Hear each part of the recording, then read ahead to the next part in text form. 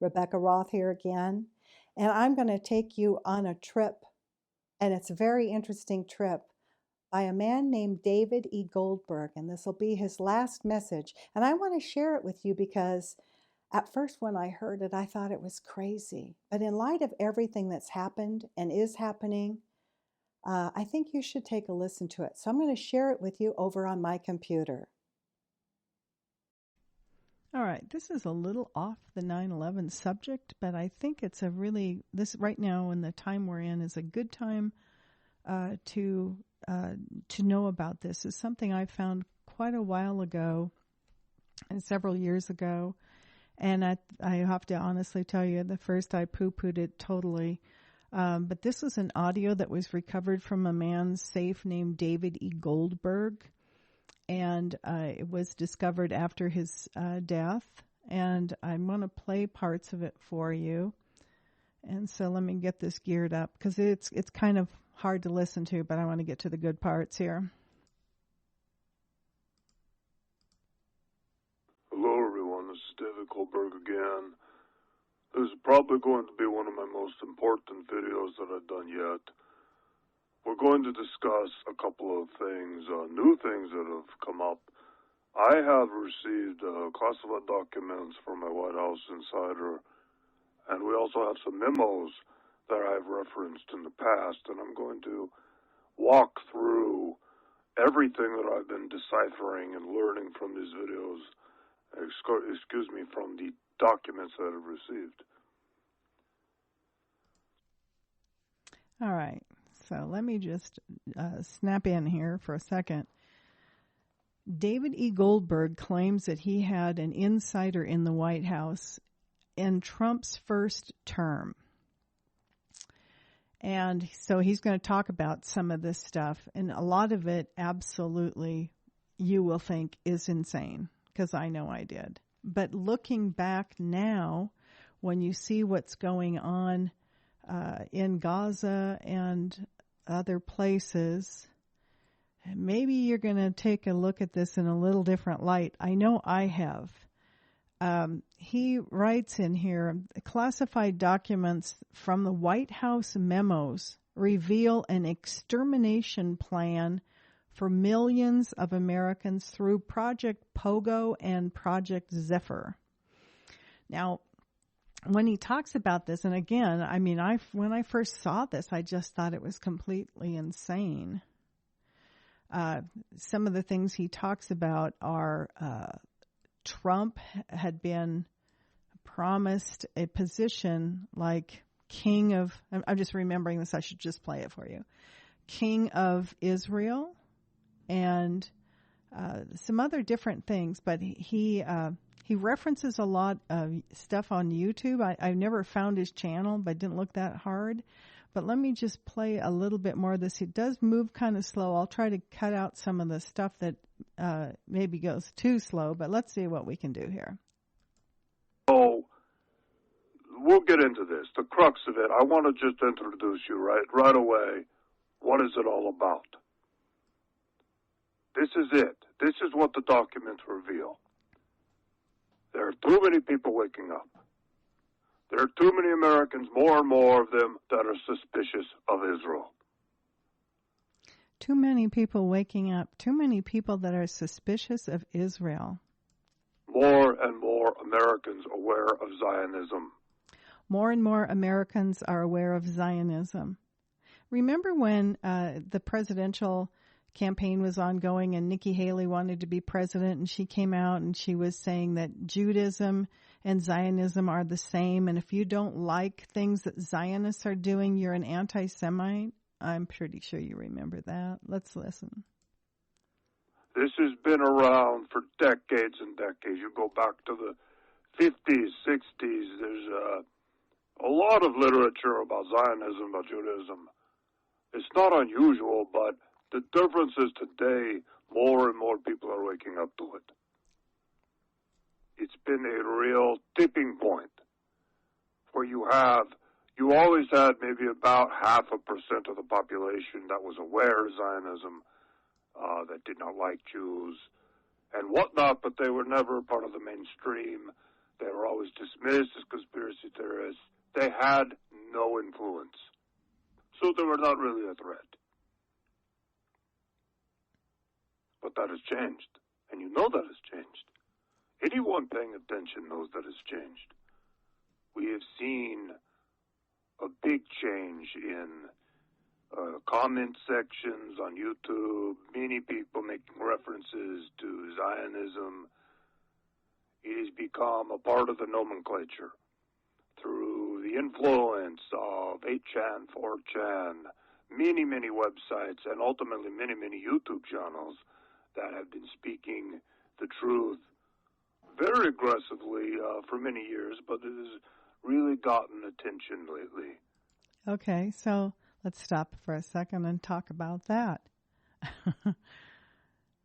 And now, what I find fascinating in this whole thing is that when Charlie Kirk was assassinated in Utah a couple weeks ago, the internet and almost everybody that is anyone everywhere started saying Israel did it, because Charlie Kirk was starting to wake up to the fact that the Zionists in Israel, he'd been an extreme Zionist himself as a Christian, but that the Zionist genocide and starvation of the Palestinian people in Gaza,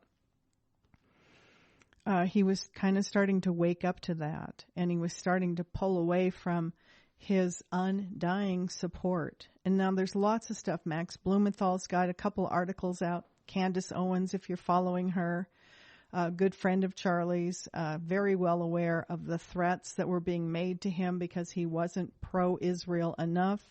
He had zero ability, as far as they were concerned, to question anything Israel did, including genocide and Holocaust. So I find this really fascinating looking back, especially even in the most recent months or even in the last couple of weeks since what happened to Charlie Kirk. If you don't know, if you're not following Max Blumenthal over on The Gray Zone, you probably should be. So you can put some of these pieces together. Let's go back and listen to a little bit more David E. Goldberg. It is somewhat of a cumulative effect, a snowball effect, where more and more people start to wake up to the truth and the facts, and it just expands, and people become more accepting of it, and they start to say, okay, it's okay for me to look at the information. I'm not an anti-Semite for looking at it. And it really starts to click for people. So this has been a big change in the recent past few years. What happened is that Israel, its agents, its propagandists, have been paying very, very, very close attention to this over the past few years. They know this is happening. They are very concerned about it. We're talking about 0.5% of Americans who have some idea of Zionism, and they're against it and they understand it. That number, according to these documents, is now about, I saw two numbers. They said 15%, and another one said 7%, but that is a very large number of Americans that have woken up to what's going on with Israel and Zionism and the Israeli lobby and the influence. They're unafraid to hate Israel. That number is very high, and it has them very concerned. Okay, let me stop right there. Now, before Charlie's assassination, we now know from Max Blumenthal and Candace Owens that Charlie was actually being threatened, and he was actually being bribed by like $150 million to continue being a diehard Zionist, no matter what Israel did, no matter if they drop a nuclear bomb on Iran, no matter what, he would be continuing to support. And the reason is that the youth, the younger generation, the kids that are in college right now, who are really the audience of Charlie Kirk, they are not, controlled, brainwashed, manipulated so much, because I think they're getting their information from the internet more so than the Zionist-controlled media inside the United States.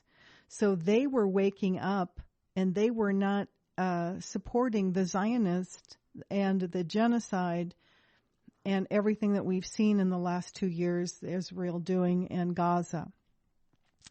So you could see that Charlie was having a real hard time making a transition. He's surrounded by this younger group, the 18 to 24-year-olds, or under 35s, that were not supportive of Israel like he was. I never listened to him because when the first time I did, he was such a Zionist that I just. And the whole thing was going on in Gaza, and I just thought, well, no, you just can't be supporting this. I won't listen to you. I won't give you the click. So I didn't know that he'd made a change, but apparently this last May, he was being threatened by Benjamin Netanyahu and the Zionist cabal of billionaires that run this country. You can find out more of this when you go over to Candace's YouTube channel, listen to Tucker Carlson, follow Max Blumenthal on with Judge Napolitano, and he's just been everywhere lately. I just listened to him earlier with Dave Smith. That the situation was really, really hard on Charlie. He was getting pressured extremely. That's why when he got assassinated, so many people just immediately pointed to Israel, because they have that reputation. It goes clear back to the Kennedy assassination. Okay, let's listen to a little bit more of David E. Goldberg here. This is much of what the classified documents talk about, but we'll get into that more. I wanted to set it up for you so you actually understand what this is really about. What I was given from the White House Insider.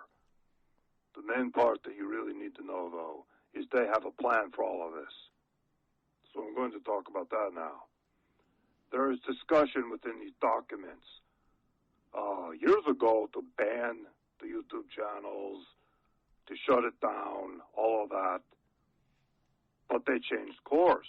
They made a decision to do something completely different, and they decided, instead of censoring everything, to fund and promote gatekeeper channels, shield channels, to simply gather and collect all the open-minded people who are looking at the issue. And they did shut down some of the legitimate channels, and that has actually happened. If you're following some of that, you are aware that there have been channels that have been shut down, almost completely eliminated. Some of those channels were not a part of the original gatekeeper channels. They have no connection. They are truth-telling channels. Some of those they've eliminated that they felt were a threat or that might be calling out the gatekeeper channels. So, I'm just looking through some of the documents here and seeing what I want to talk about next.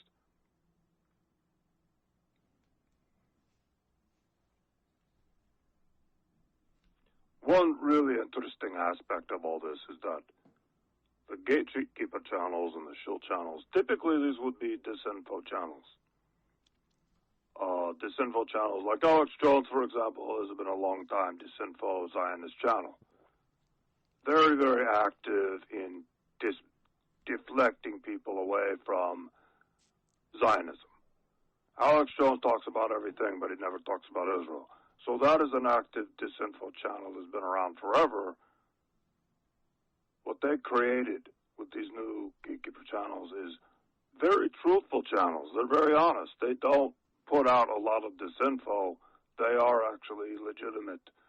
And that is done to give them credibility among these people who are awake, who are waking up. It was very specifically done, the documents to talk about that. Now I'm going to talk about what is the purpose of the whole operation, and the purpose of this is to put out truthful channels, to attract people to them. They call it tag, track, and ID. It is a term used throughout the documents, TTID.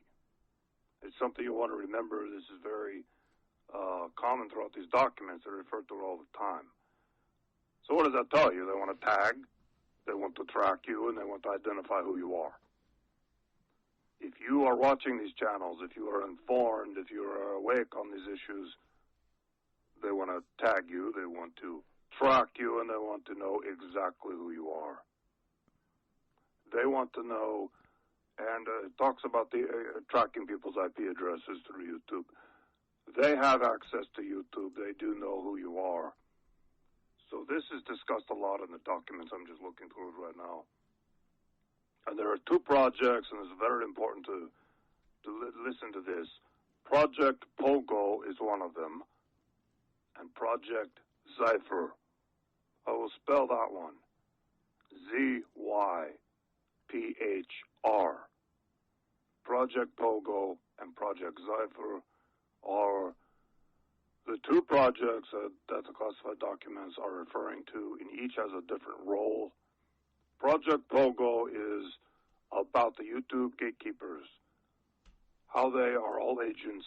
They are all paid to put out truthful information so that they can tag, track, and ID the people that are watching the videos and giving them likes and giving them comments. They're tracking all of it. Project Zypher is a different project, and that's what I'll talk about in a bit. That is the second stage here. That is coming up. And that is the extermination. They're going to exterminate these people, whether it is tag them for anti-Semitic speech, charge them with crimes, eliminate them completely, and this is where I'll talk about in the documents where they talk about guillotines, viral attacks, targeted, how they're going to eliminate these people without too much suspicion, without too many people noticing. All right, let me just break in right there. So what he's saying is there's two projects. He's getting this now, again, from the Trump first White House, first 4 years. And this was he was killed in 2019 in June. And that was 6 months before COVID came. He goes on to talk about some memo that talks about using a virus. You just heard him mention a virus, or a vaccine or virus or some kind of thing like that. And now we all lived through COVID, so we know. And how this guy knew this 6 months before COVID, well, it kind of tells you that he maybe did really have some documents. Now, when I first heard this, it was, we were well into COVID. So it was probably in 2021 sometime. And I thought, well, this is just crazy. He goes on to talk about, by the way, one of the reasons I don't have comments on my YouTube channel, not only do I not have time to read through them and that sort of thing, but it's because of this. Because what he's saying is if you're making comments about things on YouTube, they watch and they monitor and they have your IP address. They tag you, they track you, and what he's talking about in this Project Zephyr is to eliminate you. And we just saw, I think everybody saw it, we just saw an assassination of someone who was waking up to what the Zionists in the state of Israel were doing. And he was beginning to not take their money and not support them undyingly as he had been for, I don't know, probably close to 10 years. So you got to look at this. I mean, at first, listen, I thought it was such a crazy conspiracy, and I'm sorry, he's an older man. It sounds like he's from New York to me. And it's kind of a slow listen. But what he says is so fascinating now. And as he talks about let me give you just a lowdown here. He talks about potential rolling blackouts where this extermination can take place. of Americans, not Gazans, not Palestinians. Could it be that we are next? So far, what we see now, what he's talking about, another thing he says in here, and this is the one that really got me. He mentions that the Israelis had promised Donald Trump, now again, this is in his first term, that he would be the king of Israel. I don't know if he needs a crown for that or if it's a title he can have while he's living in New York or exactly what. But I remember thinking when I heard this the first time, this is crazy. This is totally crazy. But let's stop for a second and look at what Donald Trump is doing. He's supporting a genocide that even the Holocaust survivors say is much worse than anything Hitler ever dreamed of doing in the 1930s and 40s. Holocaust survivors. People are outraged by this, except not Donald Trump. Now, a lot of people think he's been blackmailed, and that certainly is a possibility because he was really good friends with Jeffrey Epstein. So it's possible, indeed it is possible, that he is under control of blackmail. And it could also be that he wants this title of king of I believe it was Israel. I don't think it was Jerusalem. I think it was just Israel. So you can see now that he's acting very different than how he campaigned, and he's even acting different than before. But the rest of this is kind of long. It's kind of slow. But he goes on to talk about not just how you can be tagged and tracked for making comments that show you are awake to and outraged maybe to what the Zionists are doing by just simply posting a comment in a discus or in YouTube references YouTube because I think he had a YouTube channel. And then he goes on and he talks about these blackouts in this Project Zephyr, where they would be able to do electrical blackouts. And what I'm going to do is I'll put a link to this. This one I'm watching is on Vimeo. I'll put a link in the description. You guys want to go hear the rest of this. It is kind of slow. He's just an older guy talking about this, and he's going through some papers. But I'll just kind of cut to the chase. I don't want to take up too much of your time other than to bring it to your attention. And, sometimes I'm just not into a conspiracy. But when you look back, anybody that was telling you in June of 2019 that they possibly would be using a virus, not a computer virus, the COVID virus, a virus like we just experienced 6 months later. And so he was killed in June of 2019. I'm not sure exactly when he made this video, probably right before that. He does talk about black SUVs parked out in front of his place and that sort of thing in the rest of this video. But I think that people need to be aware. And I mean, I'm not pushing fear or anything, but you probably should be aware or be prepared for just about anything, because you can see what's happening to the Gazans, and what's happening in Israel right now is they're labeling all of the Arabs and all their neighbors, their Arab neighbors, as Amalek of the Bible, and that means everybody that's not them is Amalek, is an enemy. That would be us. That would be you and me. So anyway, I don't want to take up too much of your time. I'll put the rest of this, a link to this. You guys can listen to it at your own discretion. I just think it's a very fascinating, it's very sci-fi, it's very dystopian.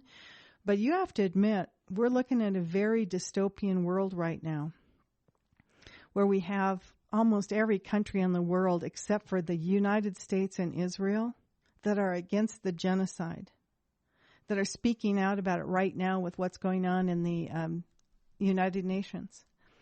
And we just have to pay attention to that. So I'll put the description down the link in the description box down below. You guys, if you're interested, can listen to it. And again, it's not 9/11, but it's certainly something to think about today in today's day and age, especially after a recent assassination, that most of the internet looked right at Israel, and Bibi Netanyahu came out and protested too much. So I'll be back with some more information on 9/11.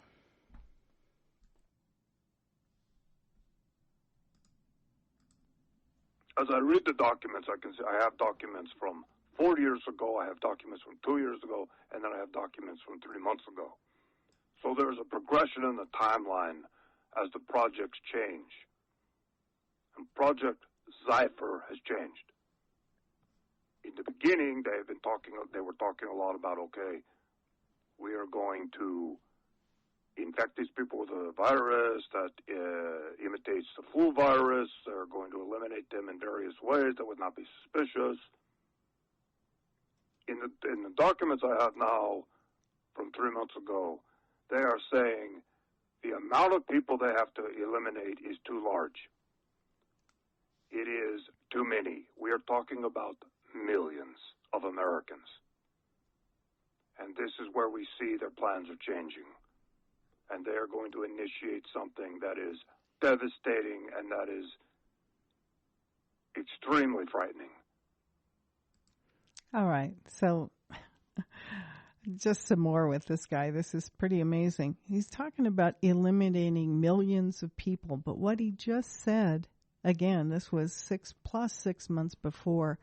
But he's talking about this being 3 months before he made this, that he got these documents. They were talking about a flu-like virus.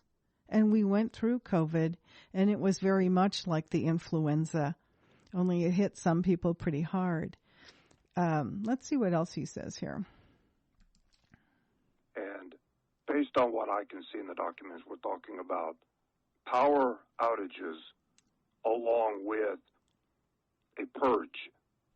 They're going to come in, they're going to take you out of your home, and they're going to put you into a military vehicle or whatever, a van, and drive you away and place you into a camp. It is a very, very big operation that they're planning. It is millions of Americans.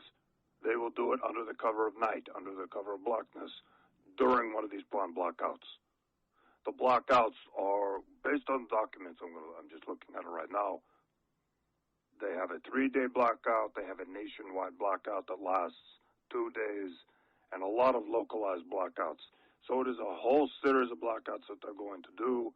And, of course, it will be blamed on all kinds of things. They might blame it on Iran. I have seen that mentioned in the documents. They've already prepped people for this. There are going to be more blackouts. They're already predictive programming. So we may see more of this as we go on. As far as I can tell from Project Zephyr,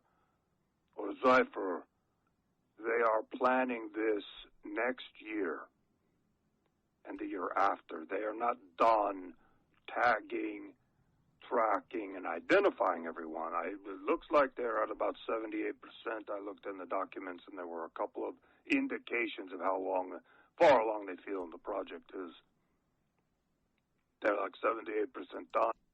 Okay, so that's about halfway through this, just so you know how much more you have to listen to. But kind of interesting what he's saying about these blackouts. Now, just to bring this whole thing up to today's date, this morning the Secret Service found, I think it was thousands of servers that had been set up in the New York area, SIM servers and SIM cards, and they could put out something like 30 million text messages per second. And if that would have been used, it could have shut down a lot of systems, maybe the electrical. I don't know, because there's not that much information about that. But this is certainly one of those type of things. They say it's certainly state actors, but they're not telling us who. But we have a pretty good idea who it is, because David E. Goldberg is letting us know. And so as you see things kind of stacking up, well, that's kind of looking like that might be the source. And we have people like Laura Loomer out there saying there's going to be a terrorist attack. One of the things I saw that this server had the potential to just break the system, so to speak, with all these text messages and whatever else it could do. It would take down the 911 system. So there would be massive problems. And it certainly could have taken down other things like the electrical grid, I'm sure. But I just haven't read that much information about it.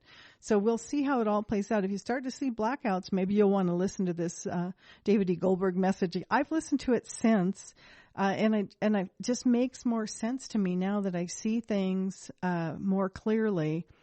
And then he does go in to talk about Trump's promises by Israel, and so you'll enjoy hearing it.